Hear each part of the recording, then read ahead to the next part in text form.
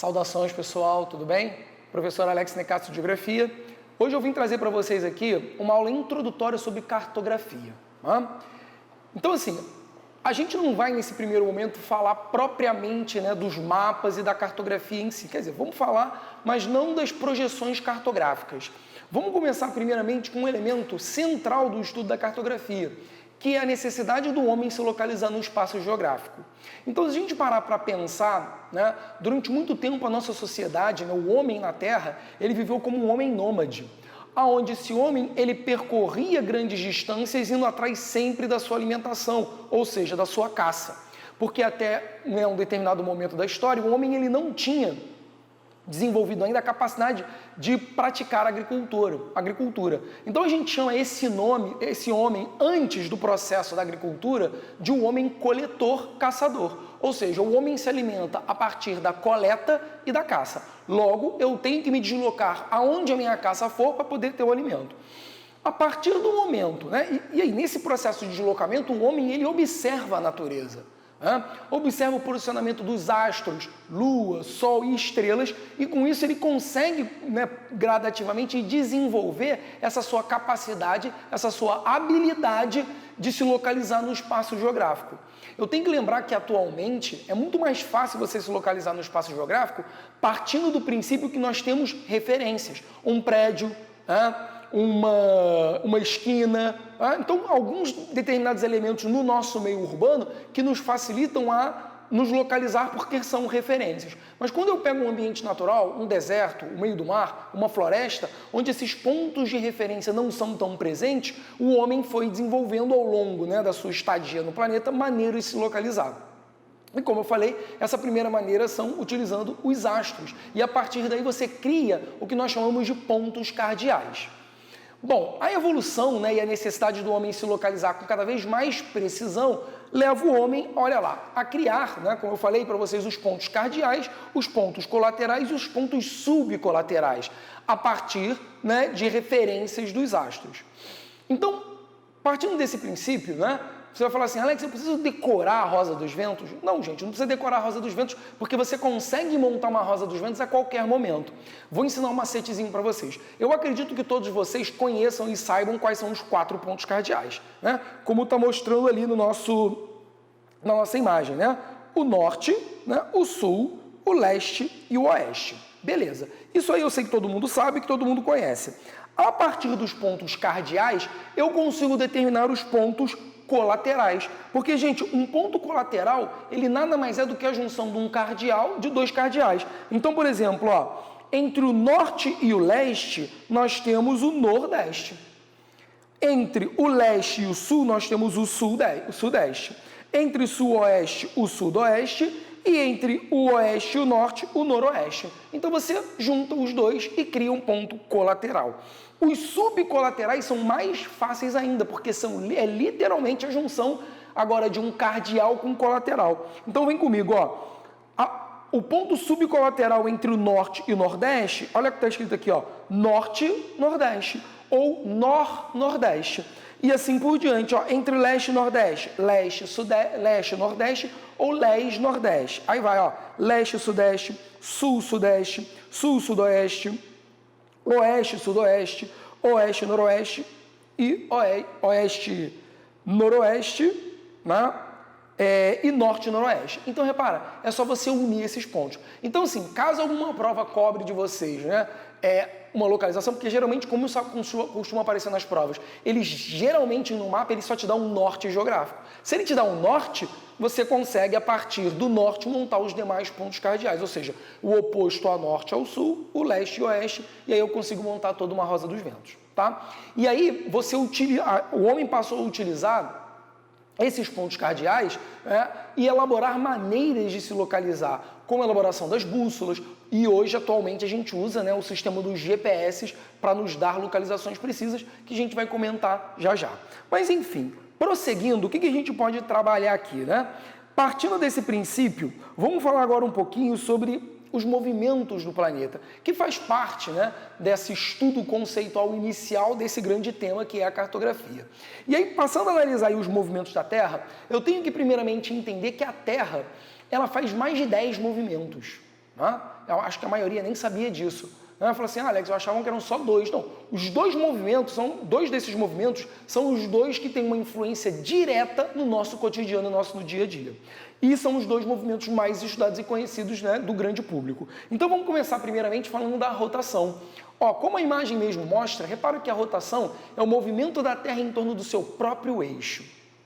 E aí, quais são as características e como essa rotação influencia nosso cotidiano, nosso dia a dia? Repara lá, Então, coloquei lá, movimento da Terra em torno do seu próprio eixo. A primeira coisa que eu tenho que saber, quanto tempo demora? Quanto tempo demora para a Terra dar uma volta em torno do seu próprio eixo? Olha lá, uma duração de 24 horas, originando dias e noites. Aí você fala assim, mas como é que a rotação origina os dias e as noites? Gente, a rotação origina os dias e as noites a partir do seguinte critério. Uma face, um hemisfério do planeta sempre vai estar voltado para o Sol, e é o que nós chamamos de dia ou fase clara do dia, e uma outra face, um outro hemisfério do planeta, nesse processo de rotação, vai estar sempre na escuridão, no que nós chamamos de penumbra, né? Ou conhecido popularmente como noite, ou a fase escura do dia. Só que essa rotação da Terra, ela também tem um importante papel, olha ali, na influência, na interferência, né, da dinâmica atmosférica e das correntes marítimas. Quando vocês forem estudar clima, vocês vão falar, por exemplo, né, das correntes marítimas. Vão perceber que elas giram em sentido horário e anti-horário dependendo do hemisfério. E isso tem a ver com essa força gravitacional exercida pela rotação da Terra. Assim como os ventos alísios de nordeste e de sudeste sopram nesses sentidos por conta da influência gravitacional da Terra. Então dá uma olhadinha nessa imagem aqui, que foi o que eu falei para vocês. Então você tem uma face da Terra iluminada pelo Sol, fase clara do dia, ou seja, essa parte aqui é o dia. Deixa eu colocar aqui em outra cor para ficar mais fácil de vocês visualizarem. Então, uma face da Terra iluminada pelo Sol, fase clara do dia ou dia, e uma face da Terra na penumbra, olha lá, que seria a noite ou fase escura do dia. Então, cara, a rotação da Terra não tem muito mistério, é basicamente isso. E aí, seguindo aqui, vamos falar agora um pouquinho, olha lá, da nossa translação. Bom, olhando a translação, esse GIF mostra muito bem o que acontece no processo de translação. Gente, no caso da translação, repara, a Terra ela faz os dois movimentos ao mesmo tempo. Ela faz a rotação, mas ao mesmo tempo ela também faz a translação. E como a gente está mostrando ali no GIF, a translação já é o movimento da Terra em torno do Sol, descrevendo ali uma órbita elíptica. Em alguns momentos essa Terra está mais próxima do Sol, né, na sua órbita elíptica, o periélio, em alguns momentos ela está mais afastada do Sol, o afélio. Esses dois termos, né, também trabalhados lá quando vocês estudam em física, e, cara, vão ser muito mais abordados na física do que até mesmo na geografia. Mas entrando para falar da translação, então tá lá, movimento da Terra em torno do Sol. E esse movimento da Terra em torno do Sol, ele tem uma duração, olha lá, de 365 dias, ou seja, um ano, originando o que nós chamamos de estações do ano. Deixa eu fazer um pequeno parênteses aqui para vocês. Quando eu falo que a translação dura 365 dias, não são exatos. Na verdade, ela vai durar 365 dias, 5 horas e 48 minutos de maneira exata. Mas nós sabemos muito bem que quando a gente chega no dia 31 de dezembro e comemoramos o nosso ano novo, ninguém espera da meia-noite, espera mais 5 horas e 48 minutos para comemorar um novo ano. Para você equalizar isso no nosso calendário, o que determinou-se fazer? Arredondar os anos para 365 dias e, de 4 em 4 anos, pegar esse somatório de horas e minutos excedentes, ou seja, essas 5 horas e 48 minutos excedentes, e transformar em um dia a mais de 4 em 4 anos. E o ano de 4 em 4 anos passa a ter 366 dias, o famoso ano bissexto por causa do 66, né? De 366. E aí o mês de fevereiro, que tem 28, passa a ter 29 dias. E com isso você consegue equalizar o calendário, né, da translação da Terra com o nosso calendário para facilitar o nosso cotidiano.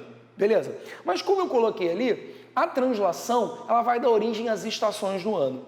E essas estações do ano, elas são originadas a partir da posição da Terra em relação ao Sol. Lembrando que, nesse movimento de rotação e translação, a Terra ela está inclinada em relação ao Sol 23 graus e 30 minutos. Então, essa inclinação da Terra, a sua esfericidade e o movimento de translação acaba dando origem às estações do ano.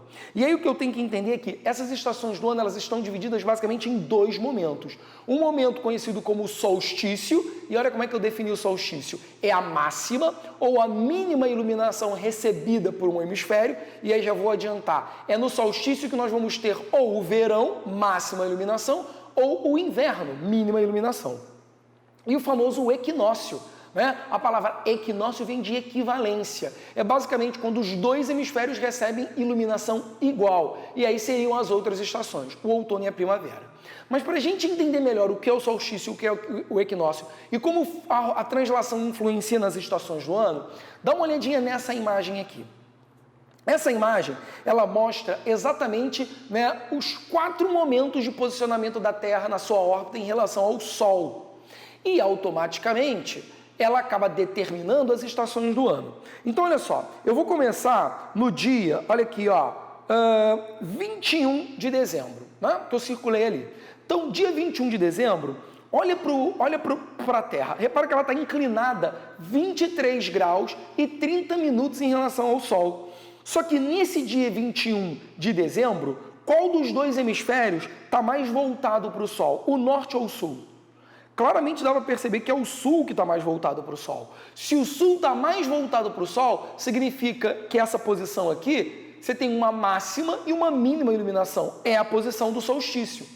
Mas, no caso, se o hemisfério sul está mais voltado para o Sol, ele está na máxima iluminação. Ele recebe a máxima iluminação. Automaticamente, qual a estação do ano que a gente vai ter no hemisfério sul aqui? Verão. Em contrapartida, o hemisfério sul, o hemisfério norte, está mais afastado do Sol. Ele recebe a mínima iluminação. Logo, nós vamos ter a estação do inverno. Então, solstício de verão no hemisfério sul, solstício de inverno no hemisfério norte. Aí, ó, preste atenção. A nossa imagem está em 2 dimensões, né? Em 2D. Então, vocês não vão conseguir visualizar o que eu realmente quero explicar. Então, eu vou usar esses 2 pilôs aqui para tentar mostrar isso para vocês. Imagina que esse meu pilô vermelho, ele é o Sol e o meu pilô azul é a Terra. Então, no dia 21 de dezembro, eu mostrei que a Terra está posicionada dessa maneira em relação ao Sol. Ou seja, ela tem o hemisfério sul mais voltado para o Sol, máxima iluminação, e o hemisfério norte mais afastado. Eu disse que a Terra faz rotação e translação. A Terra vai fazendo esse movimento aqui. E aí, repara ali o seguinte, ó, no dia, né, 23 de março, ou seja, aqui, entre 21 e 23 de março, a Terra está fazendo rotação e translação. Rotação e translação, no dia 21, entre 21 e 23 de março, olha como é que a Terra está posicionada em relação ao Sol. Repara que nesse momento aqui, nenhum dos dois hemisférios está mais voltado para o Sol. Eles se apresentam iluminados de uma maneira, eles se apresentam posicionados de uma maneira equivalente ao Sol. Ou seja, é a posição do nosso equinócio. E aí repara o seguinte, ó. Tá aqui, ó, dia 21 de março. No dia 21 de março, se o hemisfério norte estava mais frio, ele vai começar a se esquentar. Se ele começa a se esquentar, no hemisfério norte, olha lá, saiu horrível esse meu P aqui, mas vamos tentar de novo. Ele vai... Nossa, bem difícil desenhar nisso, mas tudo bem. Olha lá, eu vou ter o equinócio na primavera. E o hemisfério sul, que estava quente, começa a se esfriar. Eu vou ter o equinócio, vamos ver se eu consigo fazer um ozinho, do outono. Só que, gente, o equinócio, na verdade, ele estabelece que basicamente eu tenho o seguinte, uma coisa que eu não expliquei. Quais são as características do verão? O verão é uma estação quente, úmida, com dias mais longos que noites.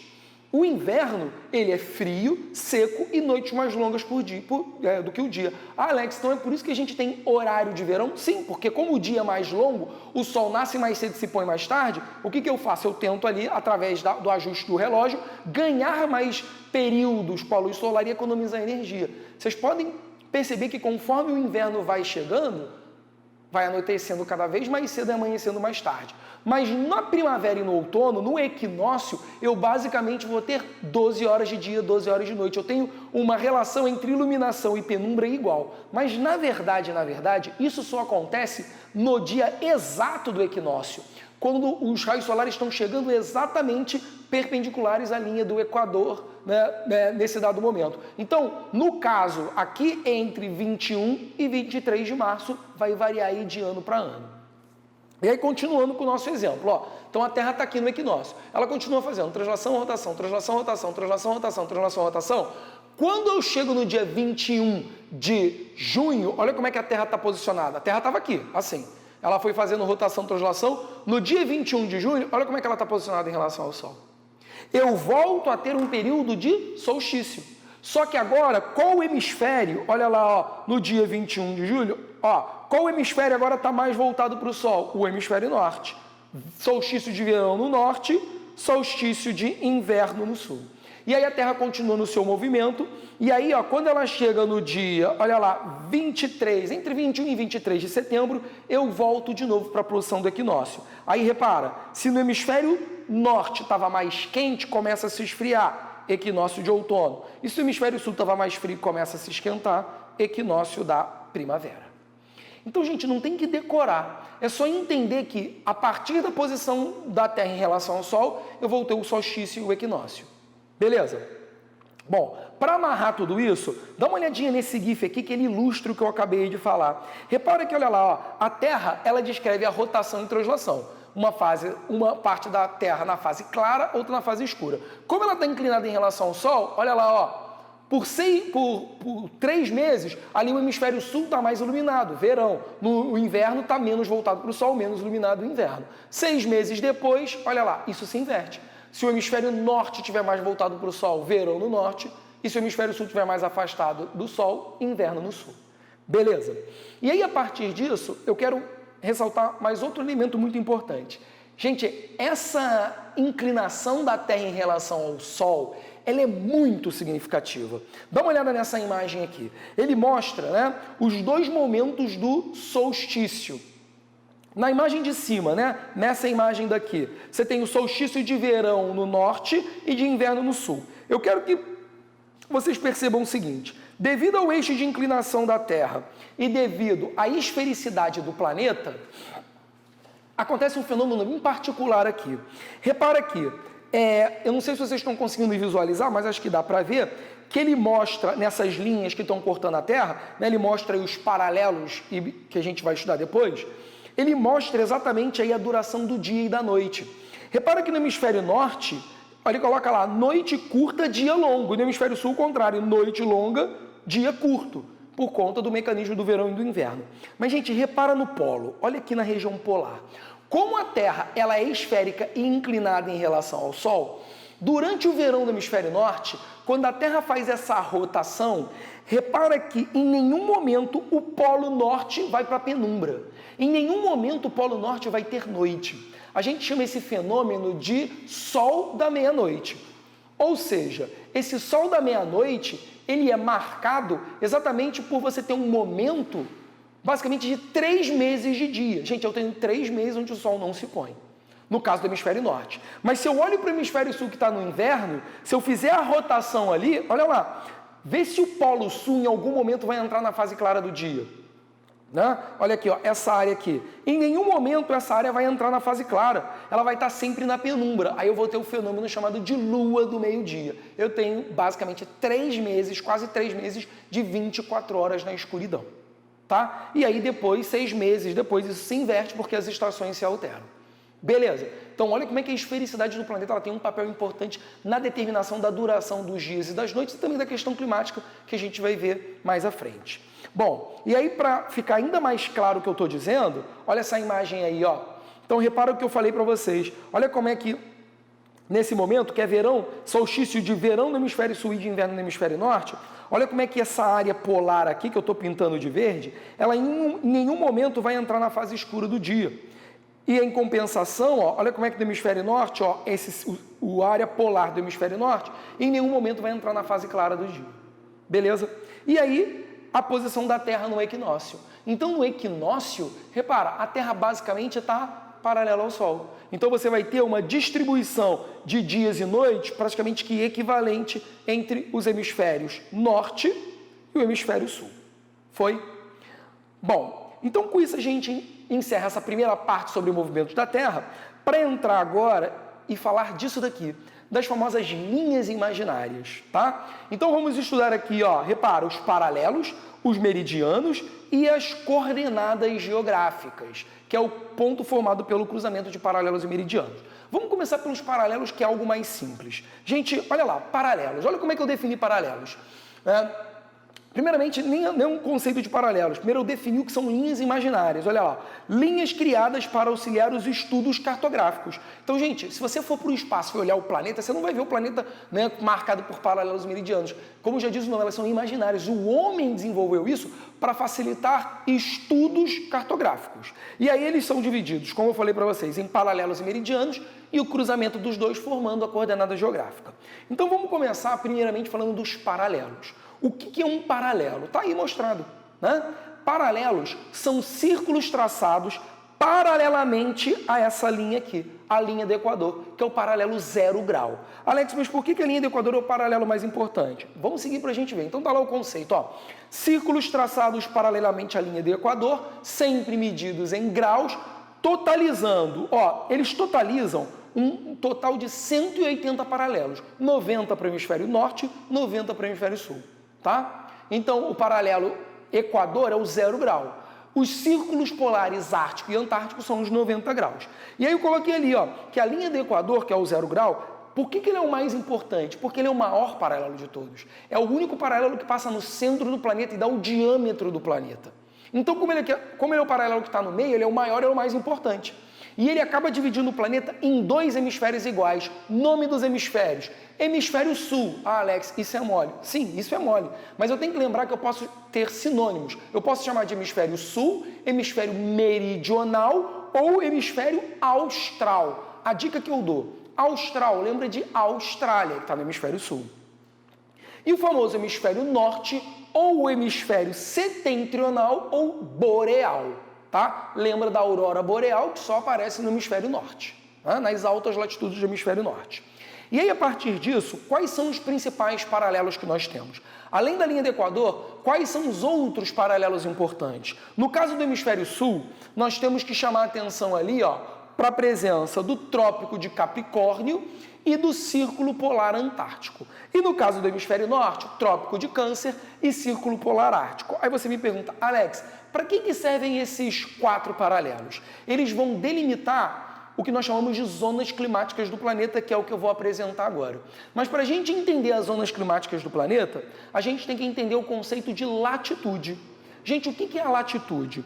A latitude, olha como é que eu defini ali, é a distância medida em graus de qualquer ponto da superfície do planeta até a linha do Equador, determinando exatamente essas zonas climáticas do planeta. Não entendi, Alex. Vamos voltar ali numa imagem importante, na primeira imagem que eu coloquei para vocês. O que seria latitude? Gente, como eu falei, a latitude é a distância medida em graus. Na verdade, a latitude seria exatamente o seguinte, é a distância da linha do Equador até de um determinado ponto do planeta até a linha do Equador. Então, por exemplo, essa latitude aqui que eu risquei aqui, né? Qual é essa latitude? 45 graus, Alex. Beleza, mas 45 graus o quê? 45 graus norte, porque eu estou no hemisfério norte. Olha só, essa latitude que eu vou traçar aqui em vermelho, ó, distância de qualquer ponto na superfície do planeta até a linha do Equador, tá? Então, ó, essa latitude aqui é a latitude 15 graus. Mas 15 graus o quê? 15 graus sul. Então, latitude é exatamente essa distância medida em graus. E aí, como eu coloquei ali, essa latitude, que é essa distância medida em graus até a linha do Equador, ela determina as zonas climáticas do planeta. E repara que o planeta tem 3 zonas climáticas. Repara na figura. Olha aqui, ó, a zona intertropical, que já diz o nome, está entre os trópicos, a zona temperada, entre os trópicos e o círculo polar, e a zona polar. Então, olhando mais de perto, repara o seguinte, olha o que acontece. Zona intertropical é essa faixa aqui do planeta, que está de amarelo. É a área mais quente do planeta, que predomina os climas equatoriais e tropicais. Zona temperada é essa área em verde aqui, ó, que eu estou riscando com essa caneta branca. É a área onde nós temos o clima temperado, que eu consigo perceber as 4 estações bem definidas. E a zona polar do planeta, essa área aqui do X vermelho, está dentro dos círculos polares, ou seja, são áreas basicamente desérticas, né, porque não chove, e muito frias. Tá? Então, essa é a importância da latitude. Então, daí o conceito de paralelos e a latitude.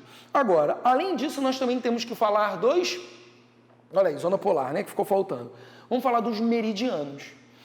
O que são os meridianos? Bom, repara ali na imagem. Meridianos são linhas traçadas perpendicularmente ao trópico do Equador. O que é perpendicular mesmo, Alex? Olha aqui, ó, perpendicular é isso. Perpendicular à linha do Equador que está aqui. E aí, o que acaba acontecendo? Repara que elas saem do Polo Norte e se encontram no Polo Sul. Então, tá lá, ó, linhas traçadas perpendicularmente à linha do Equador, totalizando 360 meridianos, sendo 180 para cada hemisfério. E aí, gente, como todos os meridianos têm o mesmo tamanho, por que eles têm o mesmo tamanho? Porque eles saem do Polo Norte e se encontram no Polo Sul. Todos saem do mesmo ponto e se encontram no mesmo ponto. Para facilitar o estudo cartográfico, o homem, e eu vou mostrar isso para vocês, ele determinou um meridiano mais importante. Né? E o meridiano mais importante é o tal meridiano de Greenwich. Por que tem esse nome, Alex?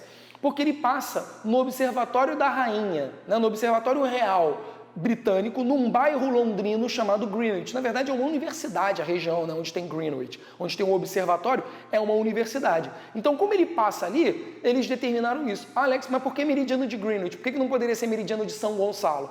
Porque quem era a potência naquela época era a Inglaterra. E se eu sou a potência, eu acabo querendo impor, né, as minhas visões do mundo para o resto. Se o Brasil fosse potência, sei lá, poderia ser meridiano de São Gonçalo, meridiano de Nova Iguaçu, meridiano do Rio de Janeiro, mas acabou sendo escolhido o nome meridiano de Greenwich. Então ele é o meridiano 0 grau. Né?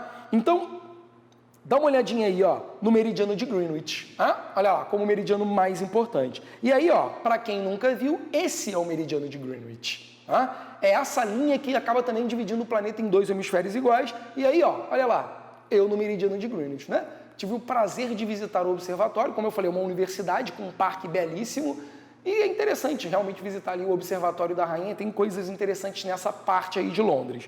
Mas eu tenho que lembrar que, além do meridiano de Greenwich, eu tenho um outro meridiano muito importante, que é o antimeridiano, que é o meridiano que está oposto a Greenwich. E é o que nós chamamos de linha internacional de mudança de datas, que é o meridiano 180 graus. Que quando a gente for estudar fuso horário, a gente vai explicar melhor e eu vou falar um pouquinho mais dele.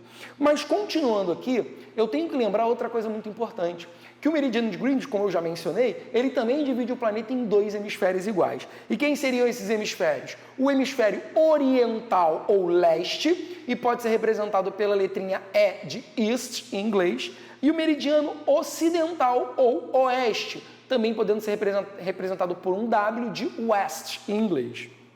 E aí, a partir dessa compreensão dos meridianos, eu consigo estudar o que é uma longitude. Gente, longitude é um conceito muito parecido com latitude.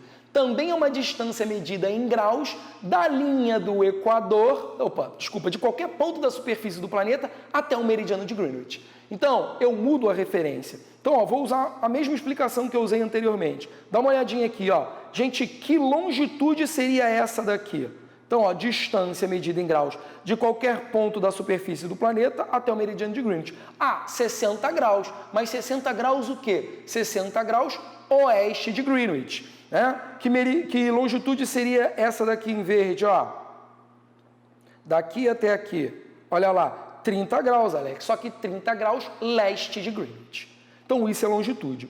Mas, Alex, por que eu preciso estudar as longitudes? Porque o estudo das longitudes me possibilita eu entender o conceito de fuso horário.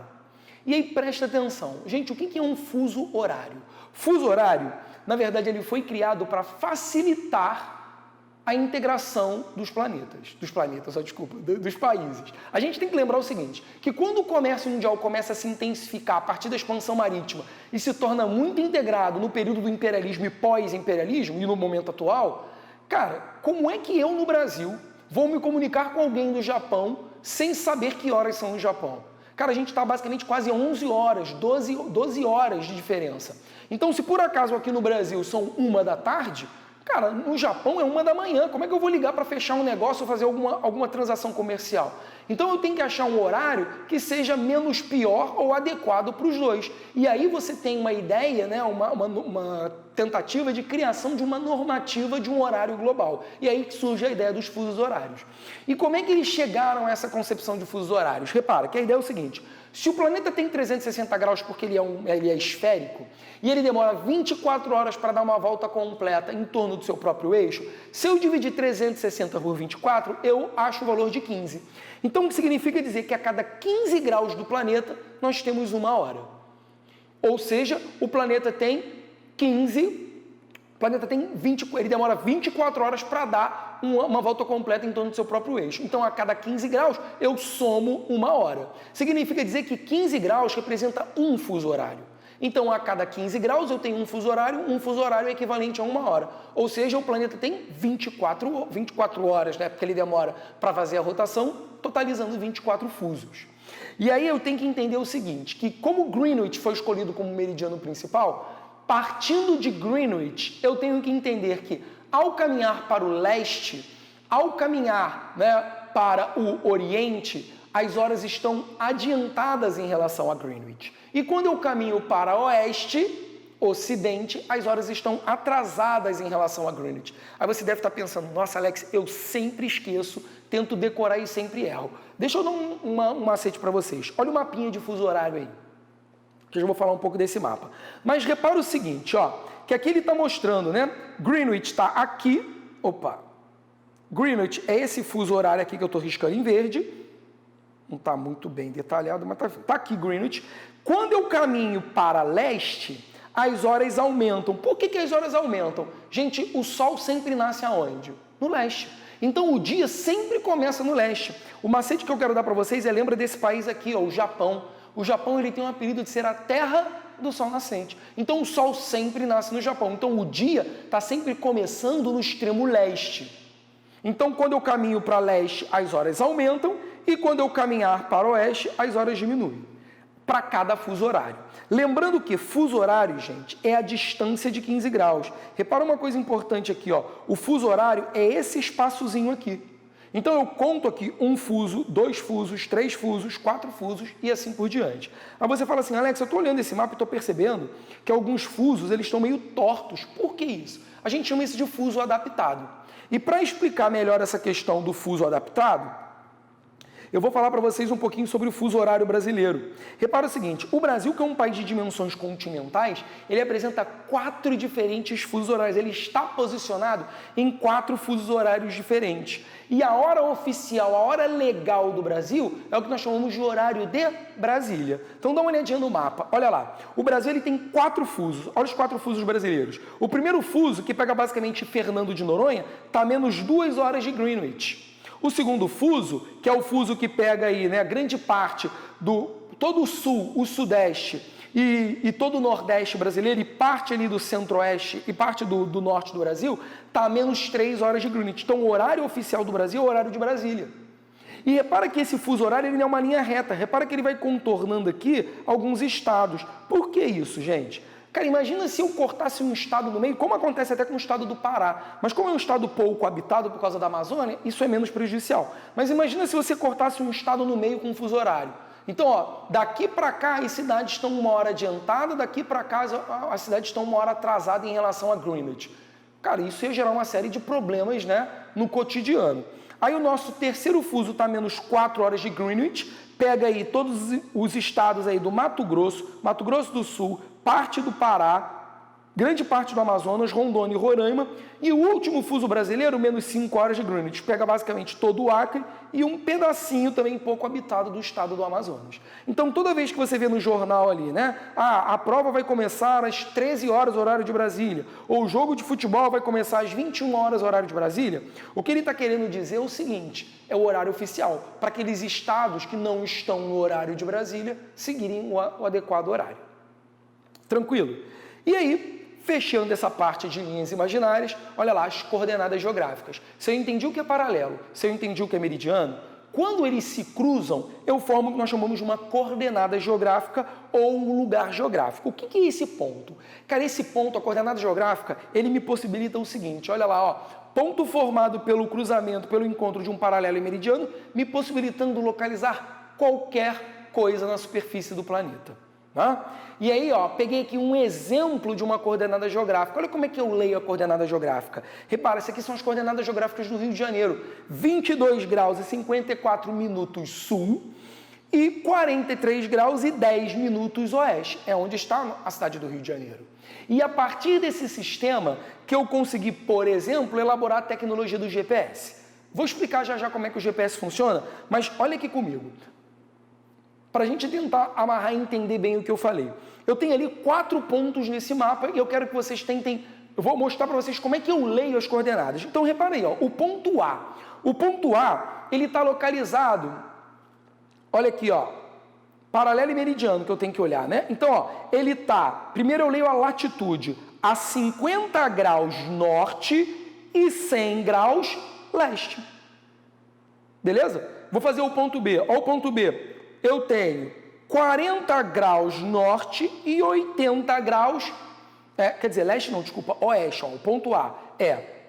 Vamos voltar aqui. Olha aqui, ó, ponto A, tá? Esse ponto A aqui, ó. 50 graus norte e 100 graus oeste. O ponto B, 40 norte e 80 leste. Então, gente...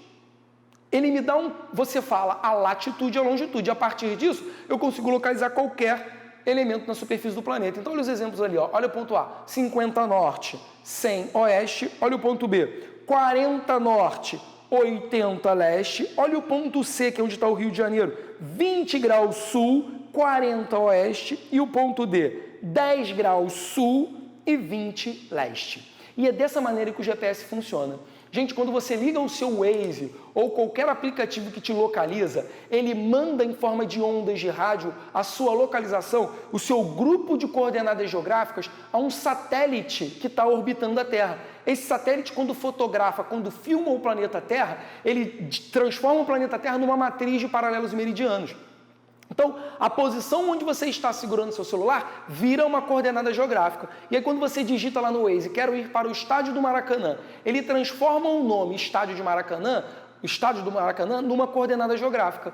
E aí ele vê aonde você está, aonde está o estádio do Maracanã, e dali ele traça um percurso e aí te dá o percurso adequado para você seguir. Essa tecnologia, gente, ela foi desenvolvida pelos militares para precisar bombardeios, precisar resgate de tropas, só que ela acabou sendo transferida para a sociedade civil e hoje sendo utilizada no nosso cotidiano. Beleza, eu espero que vocês tenham entendido, né, essa parte introdutória e mais inicial de cartografia. Até a próxima, saudações e até mais.